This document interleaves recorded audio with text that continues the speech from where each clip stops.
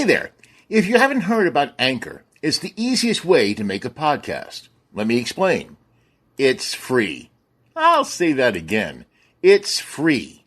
There are creation tools that allow you to record and edit your podcast right from your phone or computer.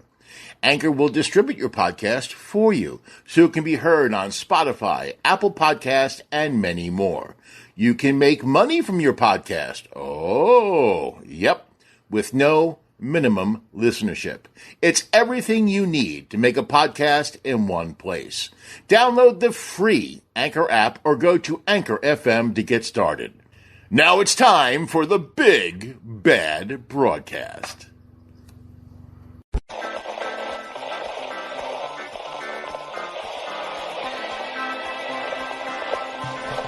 Ladies and gentlemen, it's time now to welcome you to Bitchin Baby Boomers. Hey everybody, welcome Bitchin Baby Boomer Army, and we are so excited to be here because our army is building. We have 1,600 people on the Facebook page. We've been getting about 1,200 people a week watching us on YouTube, which is getting us some great guests. We got a great guest for you today, but we also have coming up, we have Burt Ward, Robin from the Batman TV show. Woo! Yeah. And next week, we have a very, very special guest. We have a good friend, and you'll know who he is. We have Graham Nash from Crosby, Stills, and Nash. Yeah. And he's going to tell us all about the group and how they all started, and it's going to be a great interview, and I know you boomers are going to love this. And again, I'm not even going to spoil who we have today because we have a great, great comedian today to get rid of some of this testosterone in the room. But before we go further, let's introduce you to the Long Island Clown College. We have Mike Grief, the dean. Hey, I'm ready for some kung fu fighting. Yeah. We have Joe Silkie, the mind reader. Oh, I didn't see that coming. Thanks. And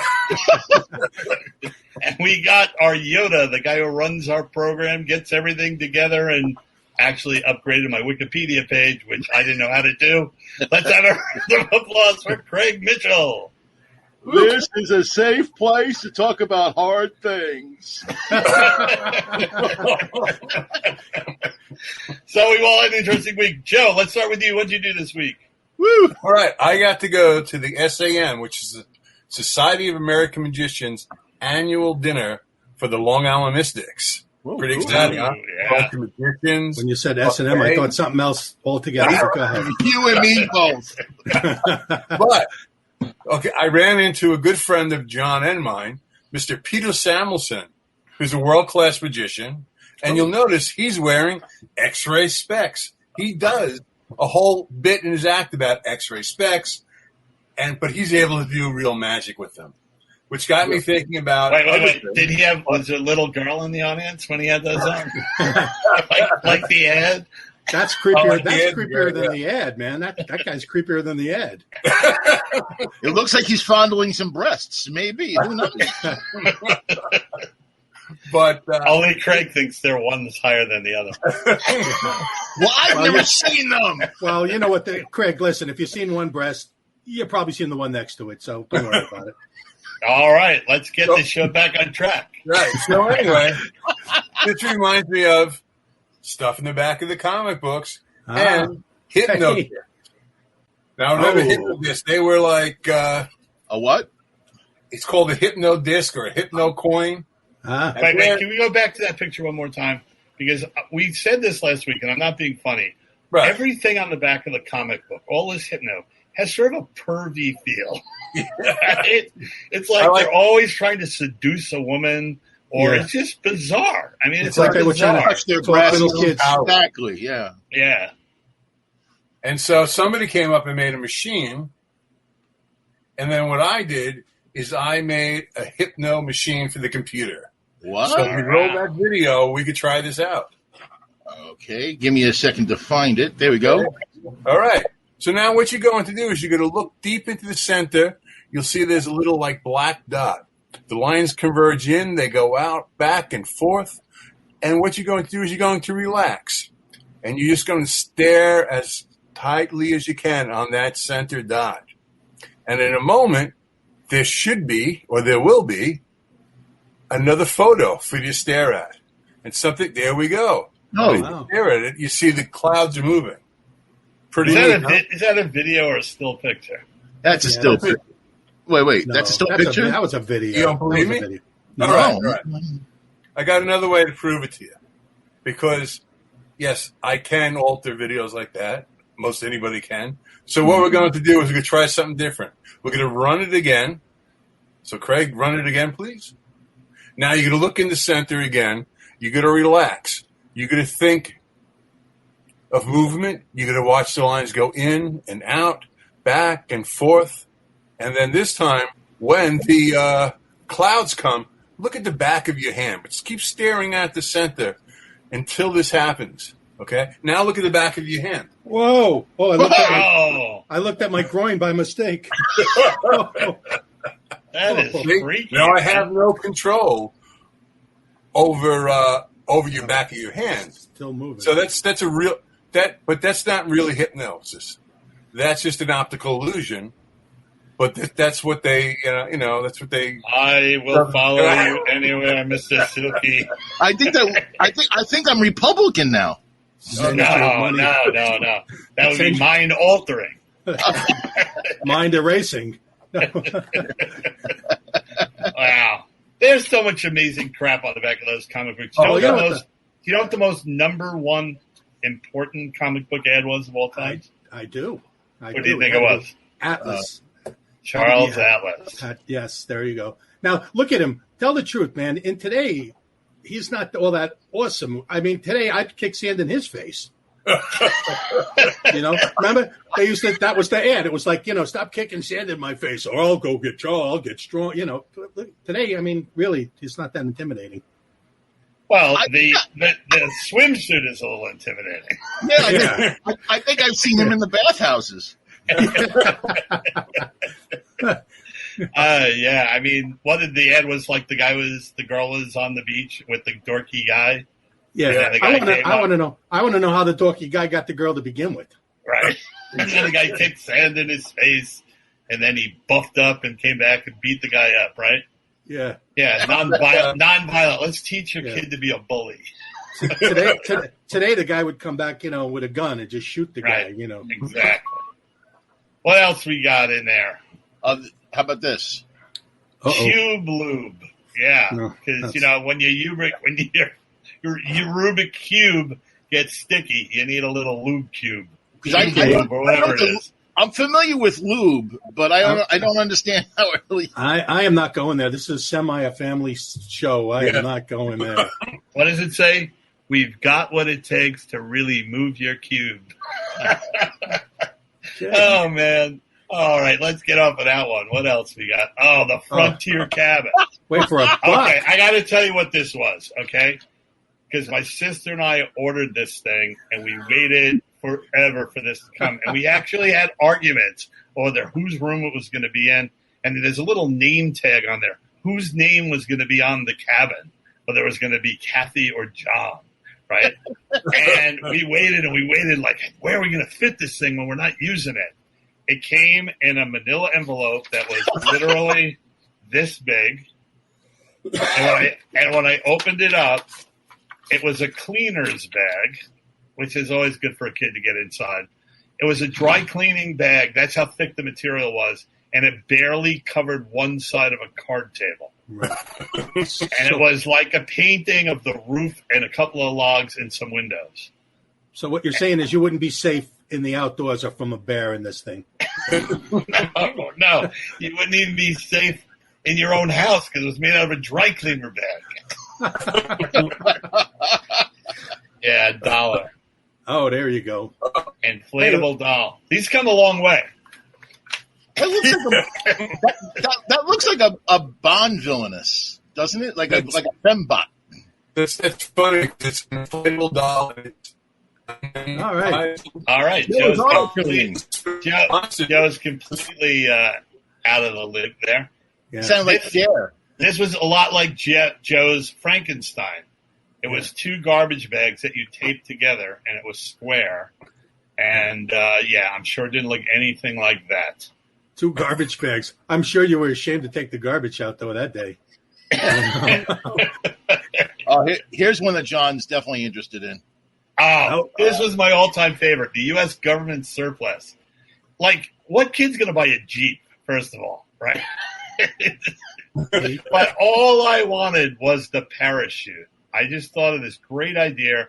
I take the parachute up to the schoolyard, get on my skateboard, and open up the parachute and go like probably 40 miles an hour with no brakes.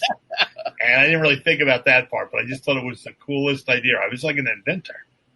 Yeah. And then now this one coming up, I got to tell you, this one coming up, I can tell you a lot of this stuff doesn't work, or you think this actually works.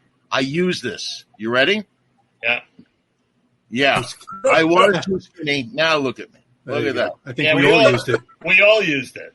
Yeah. Wait. We got to go back to the Army surplus because there was one thing that every kid wanted to buy.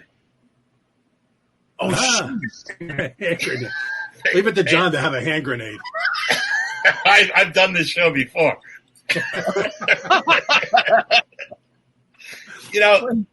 This is made out of steel, this ring. And it's like in every movie, these guys grabbed it with their teeth and pulled it out. Like, how did that happen? They were hand grenades. They were real hand grenades, I guess. My dad was in the Army, but he had dentures, so I guess they didn't give him any grenades. There you go. Yeah, I so wanted to put this in someone's carry-on. The only thing I think I ever ordered from the back of a comic was ant. Do you have the ant farm? The ant farm? Yes, because let me see. Ants are going to be the dominant species in the world someday. I mean, look, they already have armies. It's like I'm the Jeep. See the Jeep there? I'm going to get some Jeep for my monkeys because I'm building an army of monkeys. And listen, if I don't get Jeeps, that's the sea monkeys. That's the sea monkeys. I'm talking about the ant. Don't worry about it. If you don't have the ant farm, it doesn't I don't matter. have the ant farm. We all know what it looked like. It was 2 little pieces of plastic with some soil in it, and they dug little trenches. And then one day you left the cover off, the ants all got all over your room, and then your mother yelled at you. That's right. End of story. That's why I'm building my army of monkeys, man, to fight off the ants, because the ants are going to take over the world. How's that monkey thing going? It's going good, man. I'm not going to reveal my numbers, but I'm building up my. For any people that don't know what we're talking about, Mike found on the back of a comic book, as our guest the week before said that he was able to buy a spider monkey for $18 on the back of a comic book, and Mike decided he was going to buy a bunch of it and make a monkey army. Come on, where can you find a monkey for $18.95, man? That's a discount monkey. I told you that guy smuggled in 18 in his pants from Africa on a little quick 20-hour flight. Wait, go back to that taller, and then we got to get to our guest. Yes. You can be taller. There's another pervy thing. Everything on the back of a comic book was about picking up a girl for some reason. So the little short guy is all dejected because the girl is taller than him. So he gets these things for $1, and he puts them in his shoes, and now he's taller than her, and he's the man. You know who else uses these? Robert De Niro. Really? Franken De Niro. Look wow. Oh. I'm walking here. Oh, gosh. All right. Well, they are rebooting the Munsters, so there you go. I know. That's crazy. He made everyone wear X-ray glasses so they wouldn't notice. All right, well, let's get this party going because we got a great guest and she's waiting for us to get done with our nonsense. We have a comedian, a female comedian, who's been on the Larry Sanders Show, HBO, The Tonight Show, Dr. Katz, Jimmy Kimmel, Late Show with David Letterman a few times. And it gives us great pleasure to bring here to the Boomer Nation, Wendy Liebman. Hey, yeah. Hey, I'm so hypnotized. Hey, you guys, Wendy. hi. Oh, can I add a story about the back of the comic? Well, first, let me introduce everyone because everyone doesn't know that you know everyone. I'm John Ferrantino, and that's Joe Silkie, the mind reader. And you know Mike Grief, our security guy. And we have Craig Mitchell, Yoda. All right, so let's hear your comic book story. So, well, first of all, I want to say thank you so much for having me on this morning or afternoon, wherever you are. And I have an eye situation going on, so just pretend that I don't. So, my husband ordered out of a comic book one of those submarines. Oh. You have a submarine picture, Craig? We do. I do. So he waited for like half a year for it to come. First, he had to save up all his money, and then he waited half a year. And when he got it, it was cardboard. But he put it in the pool anyway. But he had such fantasy about going in the pool and submerging and he was 26 at the time. So no, he was devastated actually. It took a half a year to come because they had to wait for the plutonium. And the periscope. And cardboard is such a great thing for water. I think his dad was like, well, what did you expect? It was $1. Now, I think the submarine we actually found out was like $8, $6.98. There it is. Oh my God! So I actually for his birthday. Back to the theme. The guy's trying to lure the little girl into his soap. I think for my husband's 50th birthday, I bought him a mug with that ad on it. He bought off of Facebook because I guess that's the new comic book, right? So he bought off of Facebook. They had like a little alien ship that could hover. Have you seen those, right? Yeah. So he got it $100 later, and it was you attach it to the side of your computer, and it was like this big, and it was like a light. It was the same disappointment. It looked nothing like the picture. Wendy, I ordered a desk. It was supposed to be like a desk that you could use while you were watching TV for your computer. And it arrived. You had to see the picture of it. It had a drink holder and it had all this stuff. And when it arrived, it was 3 pieces of cardboard. And it was like a tripod made out of cardboard that you couldn't even move. They're still doing it to us. Yeah. I ordered a mail order bride, and I got a cardboard submarine.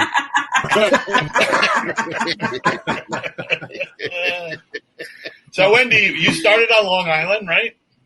Well, I grew up on Long Island, and then I went to college in Boston, and that's where I started comedy after I thought I was going to be a therapist. Wesley College. Wellesley. I went to Wellesley. Oh, Wellesley.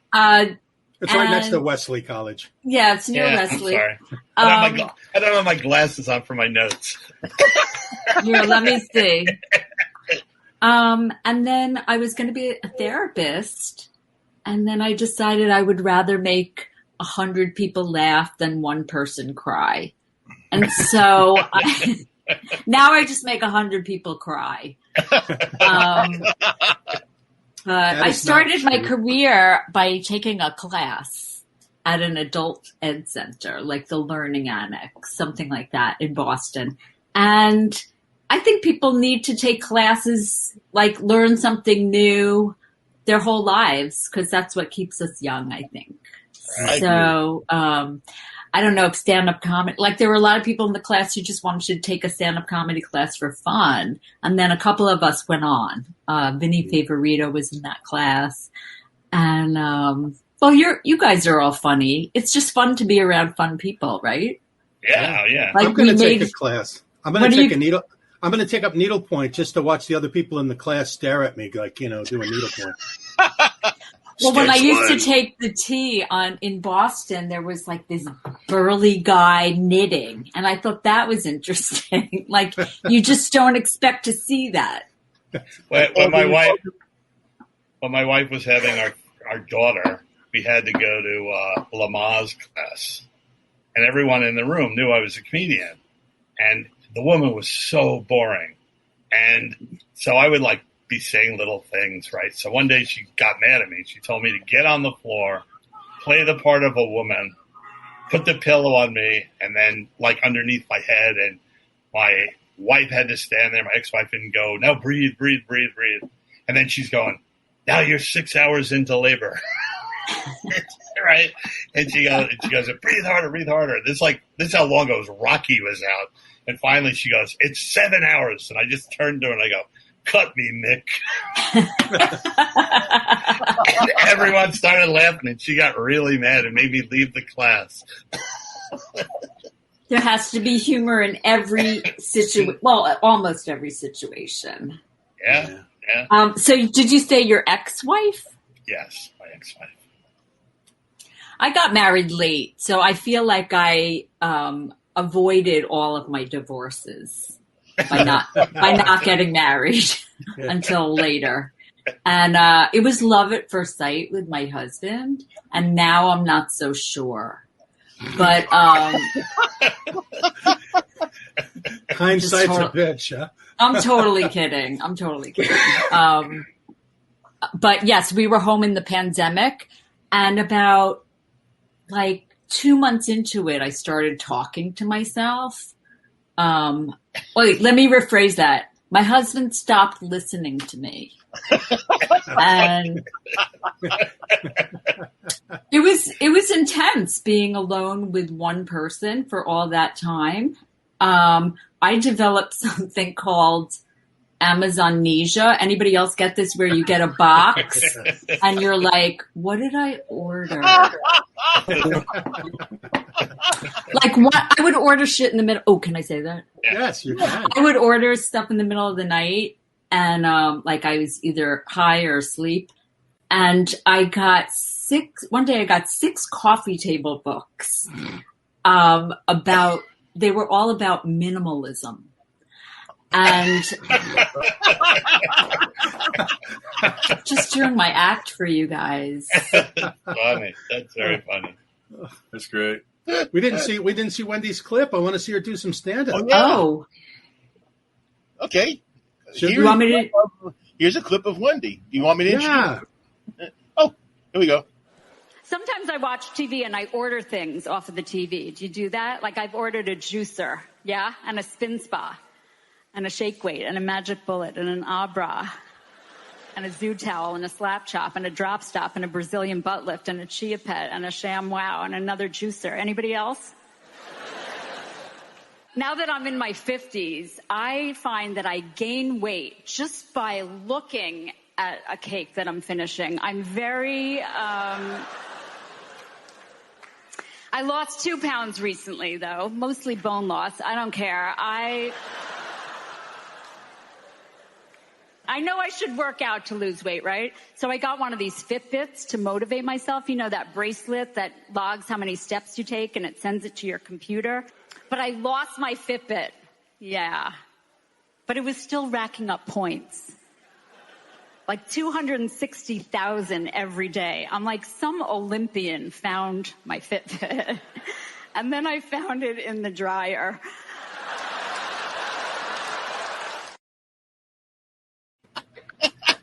Love it. I got nervous watching myself. Like, I got nervous when I could see the audience just now. That was intense. I don't remember taping that set. It must have been in Montreal. Yes, it was.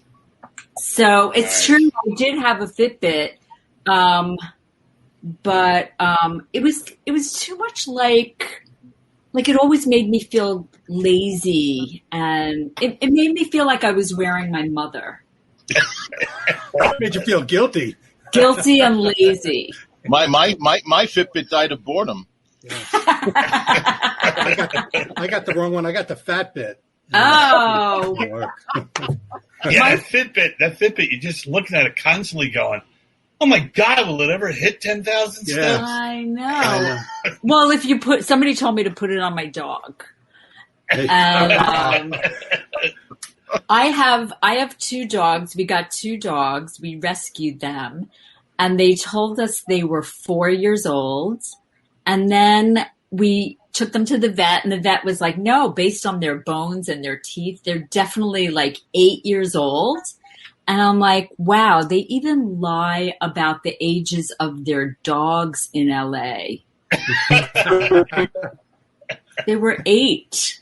But I love our dogs. They're Jindo. Anybody hear of Jindo? They're Korean. Yes. They were going to be eaten, and so we rescued them from the meat market.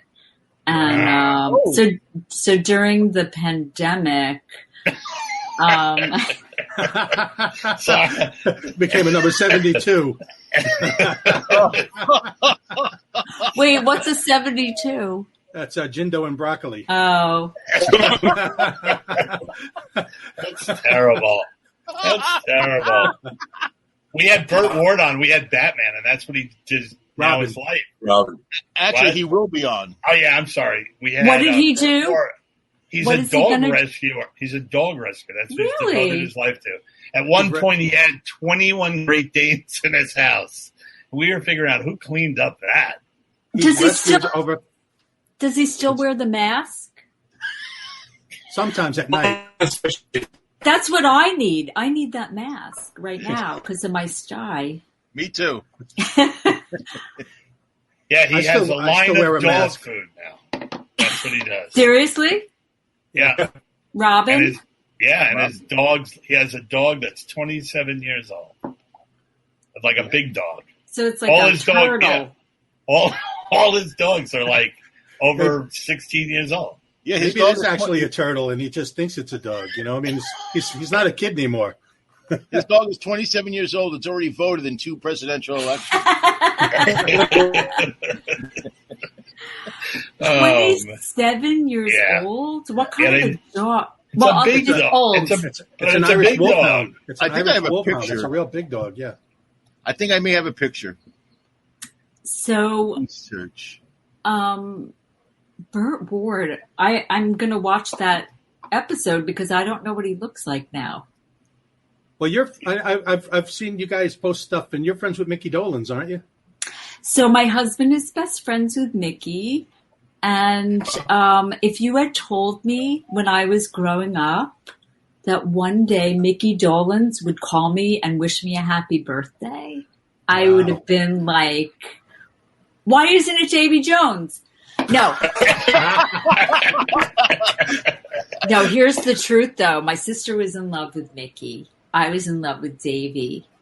To the point where my mother said, I'll get you a costume and you can go as Davy Jones on Halloween. I said, I don't want to be him. I want to be with him. I'm like 4 years old at the time, right? Nice. And so cut to, I go to Mickey's wedding with my husband, and Davy Jones is there. So picture this. I'm like in my 50s. I meet Davy Jones. He didn't do it for me anymore.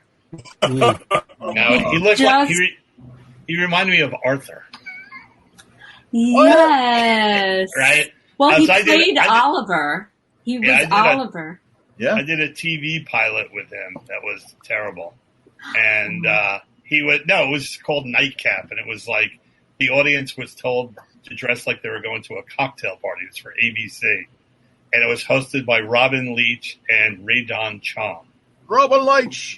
And all of a sudden she goes, why? We're here at the party. He goes, we're here at the party, and who's in the corner? Why, it's Davy Jones. And he just starts walking through the party going, daydream, believe. It was horrible. And then they go, who's that in the corner? Why, it's funny man, John Ferrantino. And I had to stand there like I had a lampshade on my head. I mean, it was the worst show ever.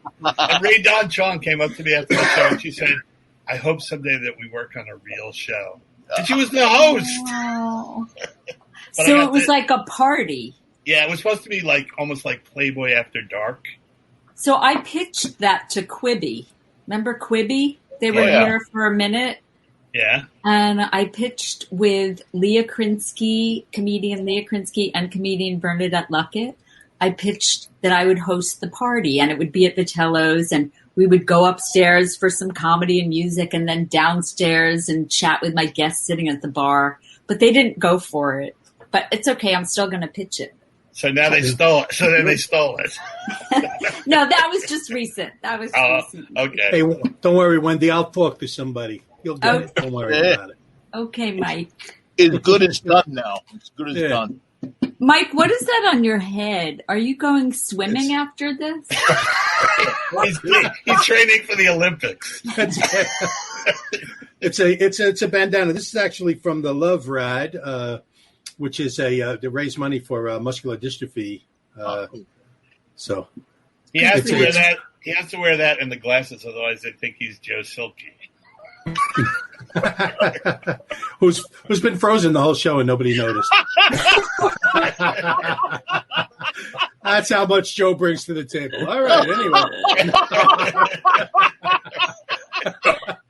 Wait, is he frozen or is he posing? There you go. We don't know. Both terms fit. I'm frozen too. I think his hypnodisc ate him.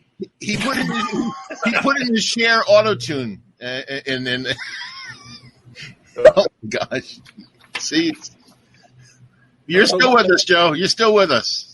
So Okay. I do want to be hypnotized, though. I want to be hypnotized because, well, I don't know about anybody else, but during the pandemic, I did a Zoom therapy session, and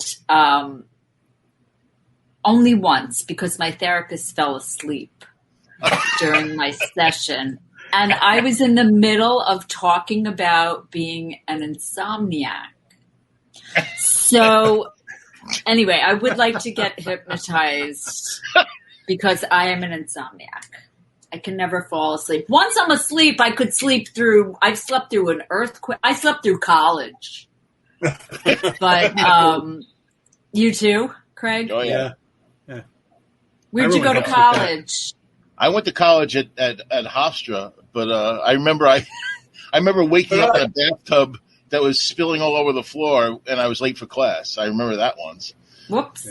Yeah. No drugs, just sleeping. I went to Queens College, but only to deal drugs. Thank you, Mike, for that uplifting story. I should have went to Queens College, Mike. Hey, I was at the Improv in LA one night with Max Alexander, and he fell asleep on stage. Oh, narcolepsy. He had narcolepsy. He was standing on stage doing his act. He leaned back against the wall, and his eyes closed. And Provenza goes, "He's asleep." Oh. And I go, "He could not be asleep." He goes, "No, he's asleep." And all of a sudden he goes, "Hey!" It was the most bizarre thing I've ever seen in my life. Yeah, they have drugs for that. But ever wake up and not know where you are? Like one time I woke up, I had no idea where I was, but I knew I wasn't at home because somebody other than me was vacuuming. And that's my favorite thing I've ever thought. That was my favorite joke that I ever thought. But that did happen. I had been hit by a car. I don't know if you know this, but I was hit by a car, and I passed out. I woke up, and I knew I wasn't. That was when that happened. But that happened a couple of years ago, and I think everything. Not that it happens for a reason, but it was like, okay, so I look on the positive. So I got to rest for a year and a half. Was that was right after you did the America's Got Talent, right? Or was it which is the one with because I remember you did fantastic. You were amazing. You were just and it was like wow, and I figured you were going to be all over the world, and then you had the accident. I know. Well, thank you so much. After America's Got Talent, I realized I didn't want to travel as much, so that's when I started locally grown comedy at the Tellos, which is a monthly show. And I had the greatest comedians. Craig knows, right? Oh, yeah. I had everybody from George Lopez to Tig Notaro, Eliza Schlesinger, Nikki Glazer, even John Mendoza. John Mendoza.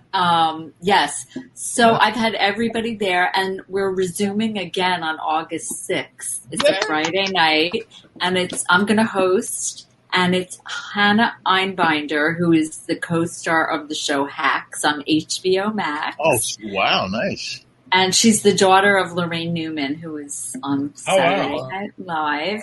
I didn't know that. But Hannah's a star in her own right. And Andy Kindler is headlining. So Wow. it should be a really fun show. Very cool. Vitello's, locally grown comedy. I went the first time I went to Vitello's to see your show. I got there really early, and I'm standing at the bar waiting, and a guy comes up and he orders a drink. It was Gerald McRaney. Who? Gerald McRaney from Simon and Simon, Major Dad. He was on This Is Us with Dr. K. And I turned into Jackie Gleason. I was just gonna I'm gonna. I was there once years ago. I think I left my gun there. Actually, Craig, the only time that happened to me where I was like stunned when I saw a famous person right there, I was in an elevator at 1 a.m. and in walks Morgan Freeman. Oh, and I scream at the top of my lungs, "It's Morgan Freeman!" And he looked at my husband and he was like, "Am I safe?" Anyway, I couldn't help myself.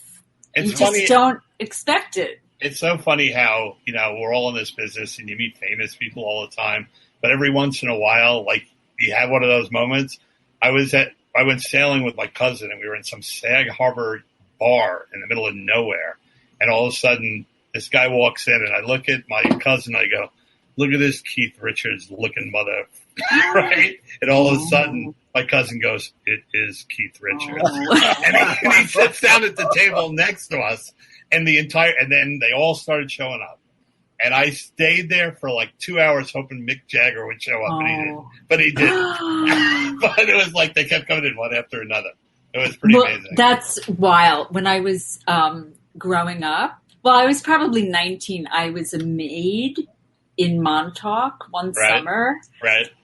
And we used to go to this one bar, and this guy walks in and he starts playing with the band, and it was Clarence Clemens. Oh, really? Wow. Yeah. That's great. Yeah. That was a cool place, actually, Montauk. Have you ever Montauk's a great place. Yeah, we used to go surfing there at Ditch Plains. I was at Gelson's in Sherman Oaks, and this is the one where I couldn't say a word, and I'm at the deli counter, and guy walks up next to me, and I look over, and it's Harrison Ford.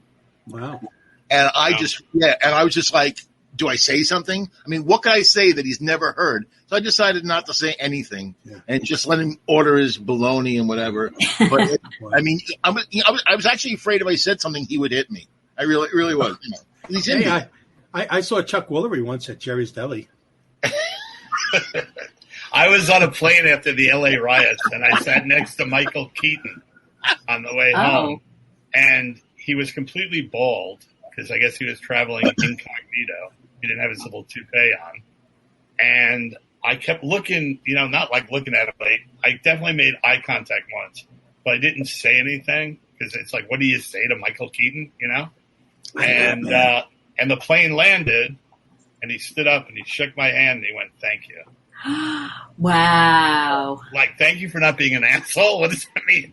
Thank you for not bugging me, Yeah, that's what it means. Yeah. I sat next to two famous people on a plane once. The first was Edward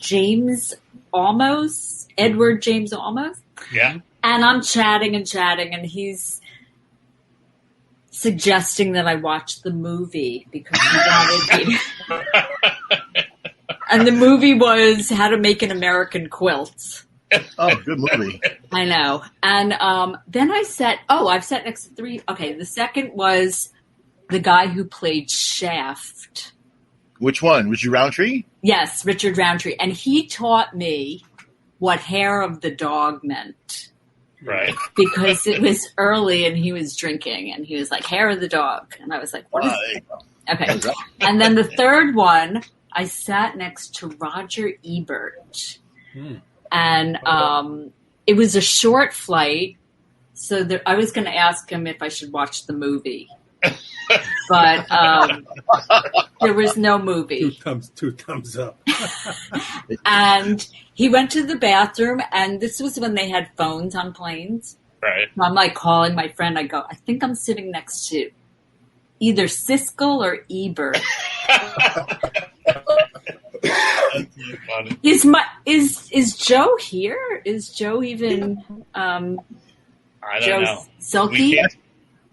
He's there. He's totally frozen.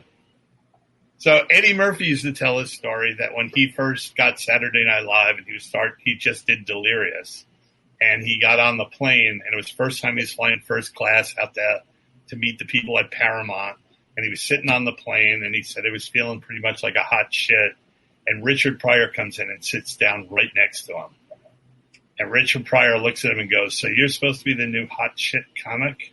And Eddie went, yeah. And he goes, "I hear you have a new album out."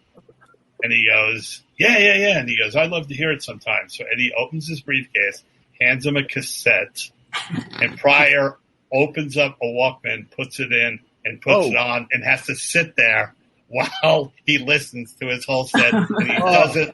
And he doesn't laugh once. Oh. And then flips it over, listens to it, takes out, hands him back the cassette, and says, "Yeah, a lot of funny stuff, a lot of shit."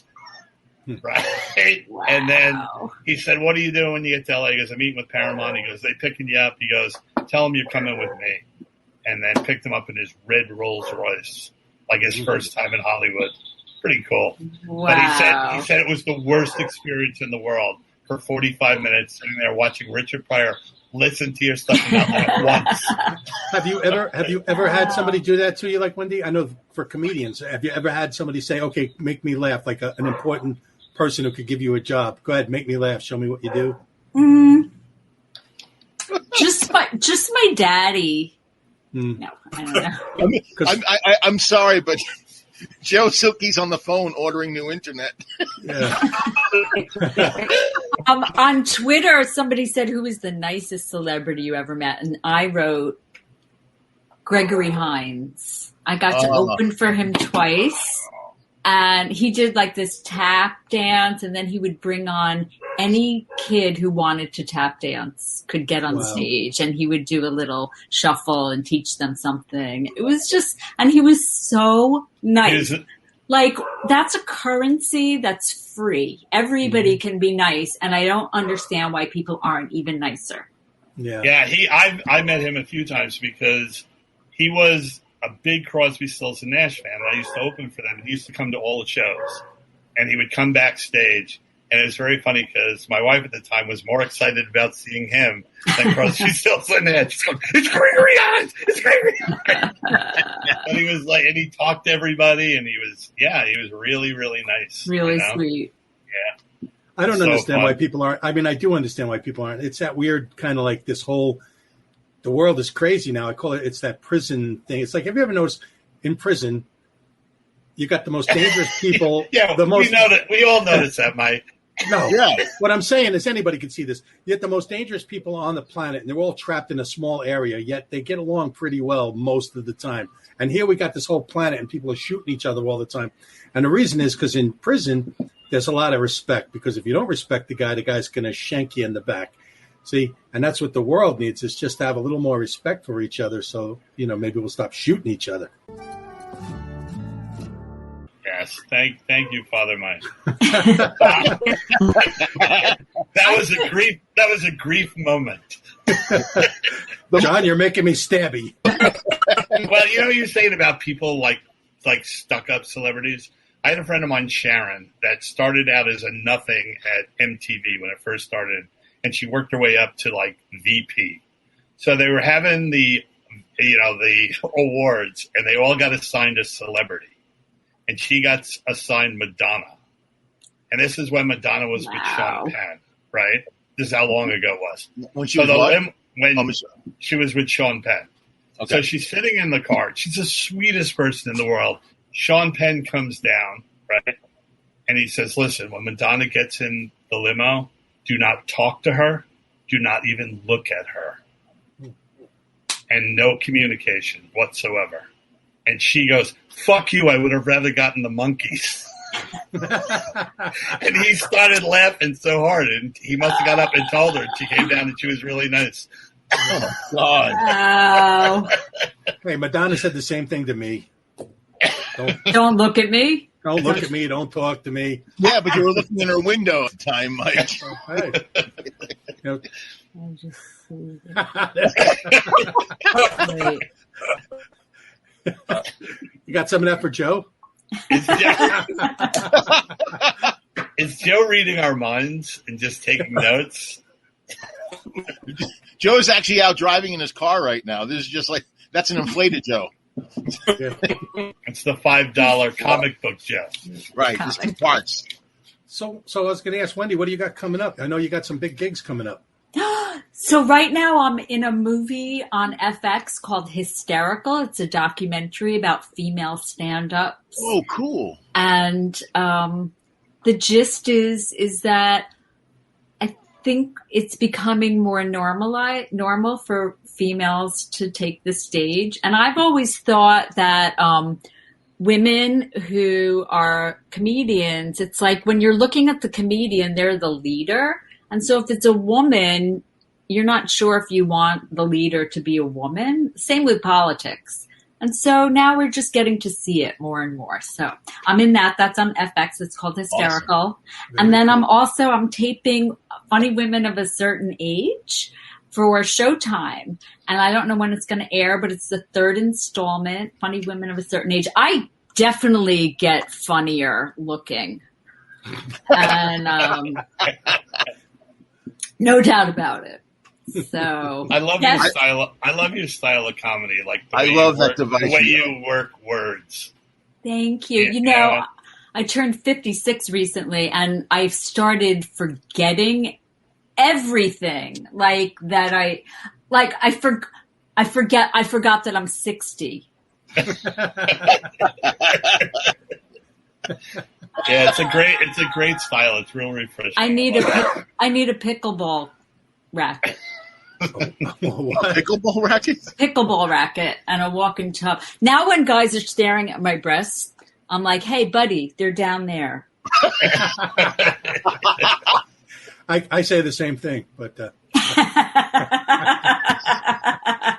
So I think that pickleball is like the new thing, right? I had a job at a nudist colony, and they were announcing what time pickleball was. Wait a minute. I was like, it's the greatest job I've ever had in my life. I went to a gay dance called the pickleball, so I'm not sure. Wait a minute. You performed at a nudist colony. Yes. Was this for an episode of Naked and Afraid? No. This is, there's a nudist, they can get really offended if you call it a nudist colony. It's a nudist resort. Oh, yes. And it's right here in Orlando, Florida, in Kissimmee. They have an 80-acre lake, right? And they have a beautiful showroom that seats about 300 people with a stage with curtains and the whole bit. And the people come in, and they have to bring towels. They have to sit on towels. They all carry towels. In case they pee themselves when you're. I don't know. It's just like this. But is it true? Is it true in a nudist, whatever you call it, resort? It's the people are the last people on earth you want to see nude.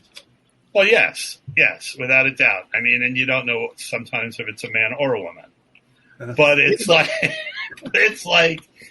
it's just the funniest thing to me. All the men look the same. They all have beer bellies, no penises, Hawaiian shirts open.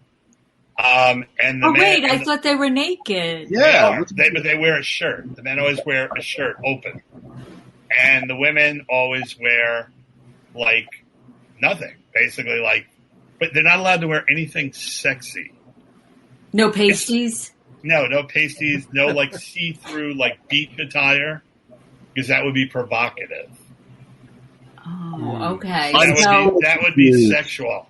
I want to know if you were naked. No, God, no. Then they would have known it was a real comedy show. But I got up there, and I called the guy up on stage, and the guy came up, right? And he had a little belly shirt on and no clothes. And I just looked at him and I went, could you pull the shirt down or something?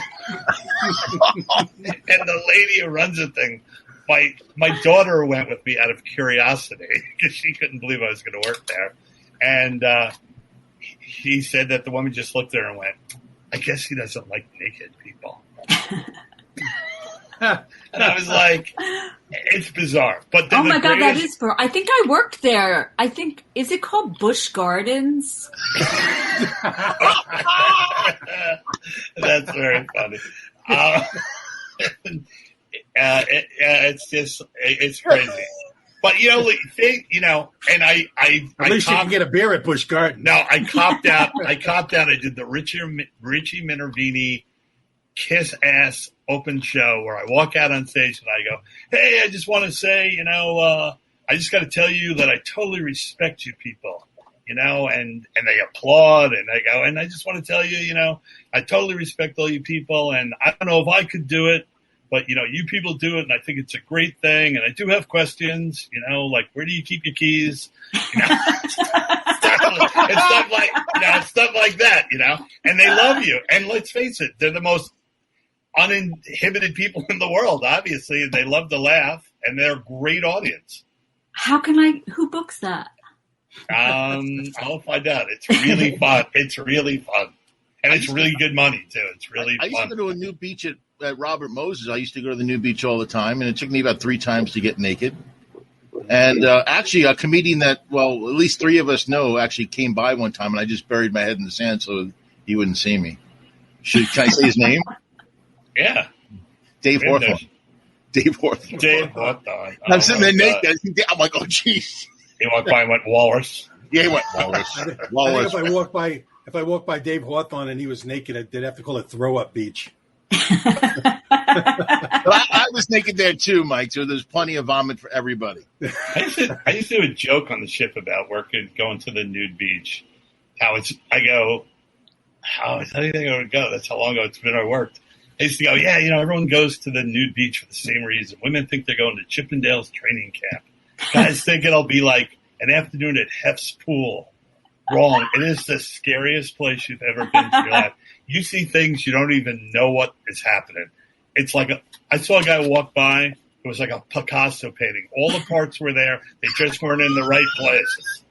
I go, next I go back, I'm going to go back with a big shopping bag full of bathing suits and just walk by and go, hey, pick something out now. You said they paid a lot at that gig because they had no place to keep their money. They just gave it all to you. My daughter went to get me a glass of water for my thing. She goes, I turned around quick, and she goes, I almost grabbed some guy's package. And then they were trying to recruit her. This is a really good lifestyle. And, so it is a colony. Yeah. And they have pickleball, which to me really made me laugh. But there's whole families driving around naked in golf carts and stuff. It's really weird. Naked people walking their dogs. Isn't pickleball? And the dogs are in a sweater. Yeah. That's right. Isn't pickleball like upside down ping pong? Isn't that all it is? I don't know. I sat next to somebody on a plane once who was trying to tell me what it was. It's like tennis. It's more like tennis, but I don't think it's... Yeah. Sounds like something you need a shot for. Hey, Doc, I got pickleball.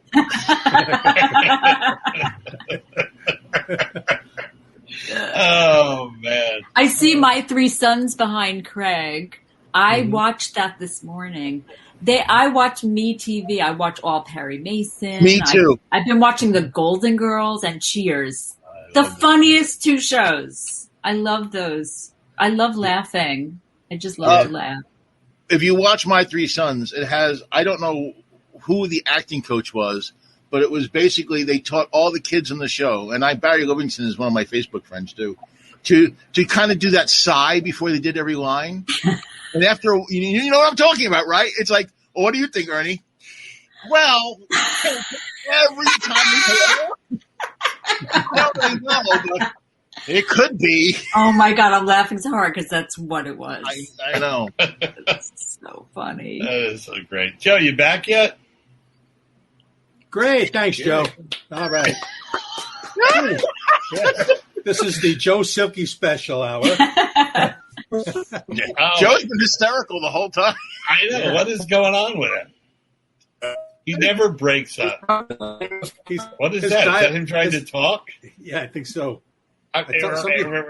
Something to get the dial up that you don't have to, like the old army things. You don't have to like do the phone like that. Well, Joe's got pretty high-speed stuff. He's a graphic artist. He transfers huge files. I don't know why he's Joe's breaking a up. bot.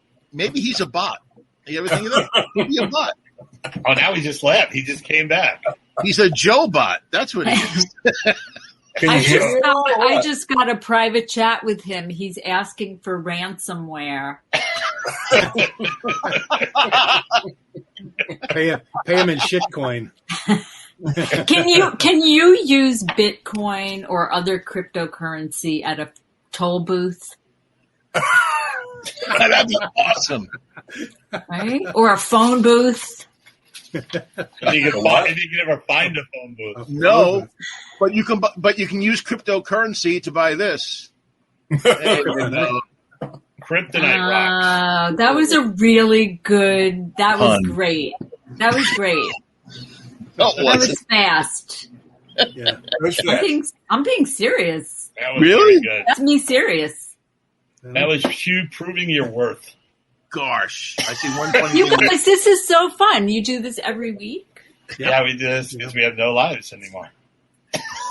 And I got a call to do a comedy club next Saturday night, and the guy goes, "Yeah, we're really at like only," and this guy's really good at the past. He's always gives you bonuses and stuff. He goes, "We're only like at half capacity, so I can really only give you like half money. But if we do good, I'll always take care of you."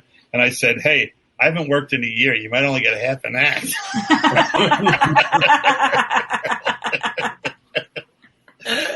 So yeah, it's going to be weird.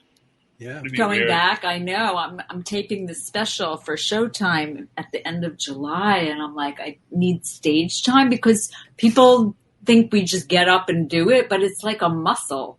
Yeah. It's like I've been doing Zoom shows, but the timing is a little different, and most of my audiences in the clubs are usually naked. Right. And no, I don't know. I don't know where I was going. It's early. I haven't had enough coffee. That's where you should film your special at a nudist colony. Oh my God, you should. Oops, I'm losing you. Hold on. I always thought it'd be really funny when you're doing a special of like, with other comedians, if the producer would say to you, "Listen, make sure you don't go over your time, and I'll give you a signal when your time is up." And I just think it'd be funny in the middle of a joke, a flaming arrow came flying by your head and stuck in the wall. And you just went, "I guess it's time." It just got the light. I think that would be so funny. I had that written down in a notebook for like 10 years. I like it. Yeah. That's funny. Yeah, it's back to the news column, I guess. Yeah, I'm not looking forward to getting back. I mean, it's going to be weird getting back on a stage, doing anything in front of an audience. It's been at least a year and a half. That's going to be a strange phenomenon. I mean, okay, I'm used to getting up and they go, "Okay, turn left, turn right." I don't know, but well, doing the Zoom shows are the worst. I've actually enjoyed them because then afterwards I don't have to sleep in some crummy hotel room. I just have my crummy room. But no, I could just go to the kitchen and I could just then go to my bedroom. Oh yeah, that part, the travel part is nice. But I remember when I was doing them, it was like I realized that like when I do these little magic comedy bits, my segue is the laugh to the next bit. And without the laugh to the next bit, I was just standing there going, "Okay." Michael Carbonaro said I should have just broke into zippity doo dah, zippity doo dah, and then do the next trick. It's the timing is very different, and plus I couldn't have a tip jar on stage. Right. But no, my worst hotel room there was a train track like literally 6 feet from the front door. It was a motel. This was years ago. And there was blood in the sink. And oh, God, I don't want to know. But then I stayed in one hotel in Connecticut and the walls were so thin that in the next room, the guy, he was spooning me. That's how thin the walls were. I love you guys. Oh, we love you. Come to all my shows. Oh, I'll be there. Okay. That's so great. So fun. August 6th. I don't even want to stop. I don't even know how long we've been going. August Almost an 6th hour. with Hannah Einbinder and Andy Kindler and me at Vitello's. I'm going. I want to meet Gerald McCraney again. This time I'm going to talk. I feel so old when I talk to Craig. It's like I don't even know half these people he even talks about. Like I wouldn't know that person if I saw them. You never saw Simon and Simon? I don't know. Yeah, I guess. That's because when that was on, you were working, man. You were doing shows. Me, I was home thinking I could be funny someday. Hey, have you done any of the cruise Zoom shows? Try that. Try being a cruise ship comedian and doing a Zoom show. Yeah, but you got to do this. Yeah. Wait, what do you mean? Are they going out again on the cruises? Yeah, here's the deal on the cruise ship. They make you go now. This is crazy. They make you pay for a $675 medical workup before they let you even consider going. Then you fly to wherever you're going. You're met there by a port agent, masked like and they take you to a hotel. At first, they take you to get tested. Then you go to the hotel. You spend 2 days in the hotel.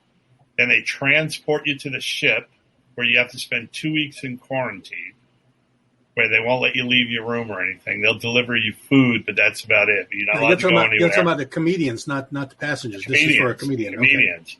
And then you have to sign on for 4 months. And they haven't decided whether they're going to let you off the ship in the ports. I mean, that's insane. Who would do that? Is that the Guantanamo cruise line?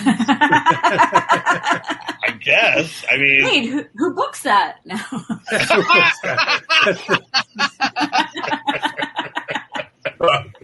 Hey, Joey, we got another one. So, but you're doing Zoom shows? You're doing Zoom shows? No. But, No, as a joke, it's like every passenger on the ship has to stay in their room on Zoom, and you just do the. There's a documentary on Showtime about that Princess Diamond ship where they had that big outbreak of COVID. That was great. It's called The Last Cruise. Oh my God. They were in China when it happened. And they would just show up the person's room and go, your wife's coming with us. It was scary. And they would take her off and put her in a hospital. You didn't know where she was. It was, you watch it. It's great. It's really like you never want to go on a cruise again in your life. Oh, man. Yeah, cruise ships, they're not just for Legionnaire's disease anymore. Now it's like, it's only Legionnaires? That's fine. I can deal with that. Here's to you, king of the cruise ships. Real men of genius. I did a couple of cruises, but I remember the first time I said, I'm not going to eat too much because I heard that was a tendency. I was the first one online at the midnight buffet every night. That was the best food. They would just keep bringing it out. Oh, there was chocolate spread and the fish was fresh. The fish was fresh. They caught it. What cruise line did you work for? Remember? Sounds like Norwegian. It was Norwegian. That's how bad I am. I can tell you just by you telling me about the chocolate buffet. Haven't you? No. Because Norwegian was the only one that had the chocolate buffet. Oh my God. It was an improv cruise, and Bud. Oh yeah, it was on the Norway. Yes. The improv cruise. I wonder if I was on that cruise. No. Is that the one with Provenza was on too? No, this was with a comedian from Louisiana, Jim Veray or something. I think he teaches traffic school now. Okay. Man. But I did one cruise with Bruce Fine. Right. And Rondell Sheridan. And that was 2 weeks. John's favorite. How ironic. That's the way. You guys. We just had a whole discussion about it before you came on. Oh, really? Yeah. How weird is that? How weird is that? Silkie made us do it. Yeah. He's frozen. Let's blame him for everything. He manipulated our minds. Yeah. This is all planned. Where are my glasses? I want to. Oh, there they are. Oh, there you are. Well, I can see you now. Now look at the way Silkie's frozen now. I tried to pretend I was frozen earlier, but they could see my hair moving because I have a fan. I know. He goes like it's a frozen. His hair is doing this. Oh gosh. Well, anyway, this is fun, and we guess we should get off the air. I mean, we've been on over an hour. So? Well, I don't care. I mean, I have nothing to do. Wendy's the one. Wendy's the one who's. I have appointments. I have to go cruise myself. So. Yeah. I have to do something in August. You're coming to my show in August 6th. We should go, man. So, Absolutely. Wendy, this is going to be tough, right? Doing a Showtime special without a lot of prep time. Where like going to all the clubs, you know. Well, hopefully, it's been 35 years of performing. Hopefully, it will come back to me like it does. Riding a bicycle or eating. That's what I'm hoping. Wendy, when Wendy did the Tonight, she did the Tonight Show with John. You lived my dream. My dream was to do the Tonight Show. I think every comic stream with Johnny Carson. And when it was pulling clips, I saw your clip of you doing. Now, John, I mean, you did every TV show. Did you do the Tonight Show with Johnny? No. Wendy, I mean, you are. I am not worthy, man. You lived my. I got to go to the Tonight Show with Robert Klein when Rory was handling him because we were doing Comic Strip Live, and the woman said to me, she goes, "Go ahead, sit at Johnny's desk," and I go, "No way." She goes, "Are you a comedian?" And I go, "Yeah." She goes, "Every time I tell someone to sit at the desk and they go, 'No way,' they're always comedians. Like they're afraid to sit there." I go, "No, you can't sit there unless you're invited to sit there." I would have taken off my pants and sat right on Johnny's. Oh yeah, me too. No, you wouldn't. It's like the Holy Grail. It's like bring a sacred towel. ground. Actually, when I did Letterman, my stepsons wanted to pose behind his desk and get a picture, but they had taken the chair away. Really? So they just pretended they were sitting. Yeah, they take the chair away after the show. But so weird on Letterman, right? When he does his monologue, he's inside that like tomb, right? I don't know. Yeah. When he comes out to do his monologue, he has a TV camera with a hood over it, and he's inside there. Oh, like people in the audience can't even see him. Really? Oh, I didn't know that. Yeah, because he doesn't like to see the audience. Whereas, when Johnny Carson did his monologue, he was standing there, and like Doc was like 5 feet to his right. Yeah. And Ed was to the like he was standing on a street corner with three of his friends. Yeah. That blew me away. That really blew me away. Letterman? No, when Johnny did his. Carson. Letterman did his. Hooded shroud. He doesn't. I don't see how you can do that because they used to, Yeah. you'd see him from a long shot. So how could he have been under a shroud? I'm telling you. I mean, I went to the show twice. I didn't do the show, but I went to the show twice with Ray, and that's what it was. It was the Shroud of Letterman. It's hanging in Turin somewhere. I went to a couple of his. Oh, was that late night or was it when he had the late show? Because the late show, it was gigantic stage. There was no shroud, but maybe late night. I'm not lying to my friend. I didn't think you were lying. It just sounds so weird.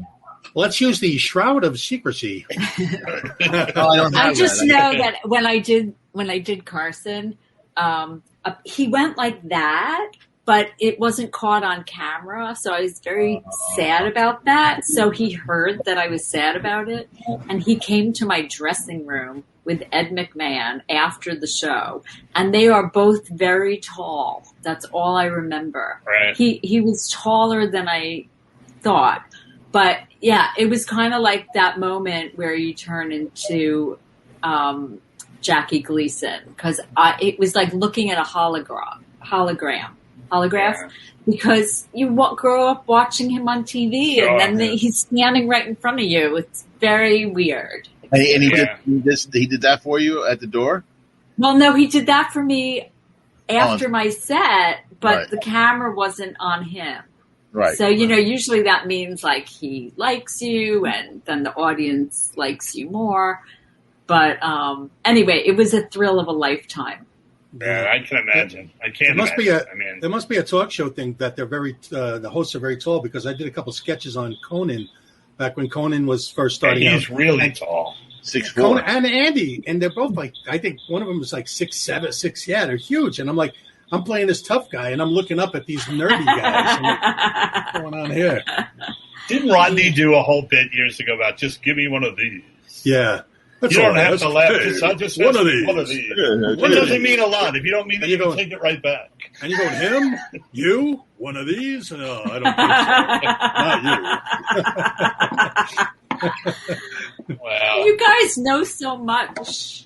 You guys are like... There's only 150 years of show business history here. Yeah. And I'm a pop culture savant. Yes, you are. You're a savant, all right. You look good without the helmet. Anyway. Well, I gotta go. Yes. All right. Oh, come on. I've had so much fun with you guys. Oh, thanks. You come back anytime. Thanks for having me. I really appreciate it. No, we really appreciate you being here. You were great. And congratulations and good luck. Really good luck on and we'll see you August 6th. We'll see you August 6th at Patello. August 6th. Don't heckle me. Don't heckle. Just bring him in as your security.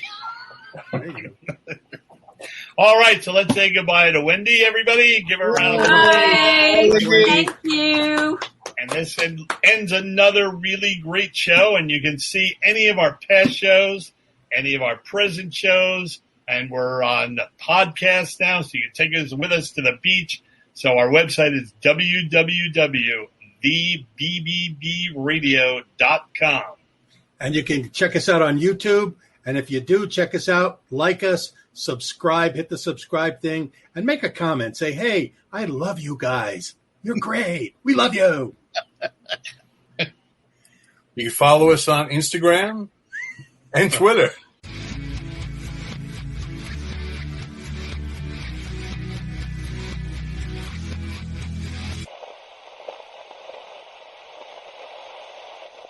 Tune in next week to more Bitchin' Baby Boomers.